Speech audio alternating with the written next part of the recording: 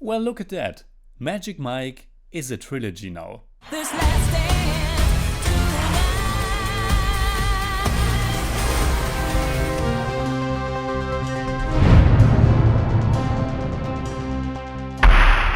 Servus Freunde, my name is Jimmy Cage and Magic Mike's Last Dance is the third and probably final installment in the Magic Mike franchise.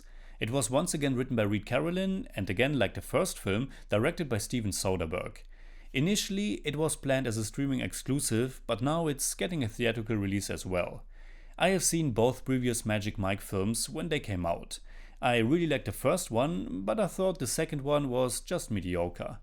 Unfortunately, I don't think the third one is much of an improvement. There's just something very formulaic and stale about this film that gave me a really strange vibe almost the entire time. But let's start with the positive, and that is that the movie certainly begins and also ends with an incredible dance or strip performance. The initial one shows Channing Tatum's Mike, who has been down on his luck because of the pandemic, totally putting the moves on Salma Hayek's character Maxandra Mendoza. Purely because she paid him for it, of course. She has a rough time as well and needs a nice distraction. And because she's super rich and offers a big sum, Mike accepts to put his body to work again, supposedly for only one last time. Obviously, it won't be the last time that we see Channing Tatum dance in a movie, although one shouldn't expect that many more. But at least we get that final dance that I also just mentioned, and that whole show is really incredible. He and his partner are drained in rain and sliding across the stage in a way that you can't help but be super impressed by it. Soderbergh, who usually also shoots and edits his movies himself, beautifully captures that magic and the seductiveness that comes with dancing on this spectacular level. Right at the start of the film and once again at the very end, we get these absolutely stellar and seductive dance sequences where you really feel the sparks flying right across the screen. But unfortunately, in between, these said sparks are somehow missing almost completely. The story of the third installment follows Mike to London, where he is supposed to put that certain striptease spin on a theater production. The whole premise and treatment of it feels so basic and kind of silly that it must be totally by design. Magic Mike's Last Dance feels like a totally harmless little pulp novel aimed at middle-aged women. That kind of throwaway entertainment that fills some desire for sex and romance. And there's really nothing wrong with that. But the movie version of it feels a bit too safe, too lifeless, too stale. Salma Hayek is a gorgeous woman, and that initial sequence with her and Channing Tatum is great. But the character she's playing became quite annoying to me.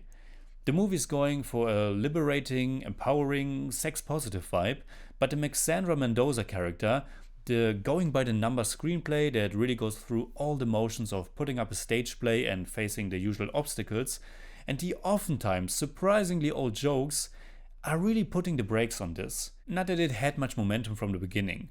Ayub Kandin plays this butler character Victor, who delivers a few laughs, but more often than not this whole British upper class stuff feels super dated. Of course, Maxandra has a teenage daughter who is frustrated with her mom's decisions, which at least is not overplayed here. But the daughter and the butler also have one of the most overused comedic bits in the finale, where he is covering her eyes with his hands because the performances on the stage are getting a little bit too wild for someone her age. I don't know, but this felt so bizarre and antiquated to me. We also get that familiar or cliched obstacle of some bureaucrat threatening to pull the plug because of some regulations, and that bureaucrat is this uptight older woman who doesn't seem to have any fun in her life. But who of course can be transformed by a group of hot young dancers. Her name is also Edna. I mean, I think I get the joke that Magic Mike's Last Dance is just escapist, easy, slightly erotic and romantic comfort food and basically following the exact blueprint for that, but in the end it's also just that, and it was just a bit boring to me. We also don't really get any returning cast aside from Tatum, at least aside from one small scene, and the new dancers can all dance incredibly well, but they don't have any personality, and the movie is also not interested in giving them any. Which again feels like kind of a meta joke, but it wasn't funny to me, nor engaging. The movie is also set or trapped in this small area of wanting to deliver kind of a fantasy and yet wanting to be grounded in the real world, which added a lot of charm to the first Magic Mike if I remember correctly, but here I had a hard time taking any of it seriously. And yet it wasn't fun enough either to just enjoy it and have a good time. And so again, I was a bit bored throughout the movie. So in German I'd say, Magic Mike's Last Dance macht mich etwas ratlos.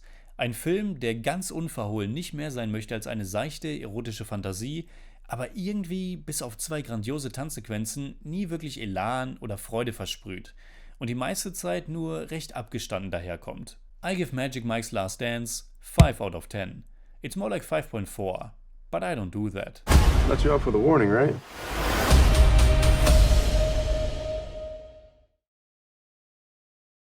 Alright, that's it like always. Comment below and let me know what you think about Magic Mike's Last Dance. You can hit me up on Twitter, Instagram and Letterboxd and also on Patreon simply at TheJimmyCage. And if you enjoyed this episode, please give me a thumbs up, share, subscribe, whatever you like. And make sure you hit that bell for all I have to tell.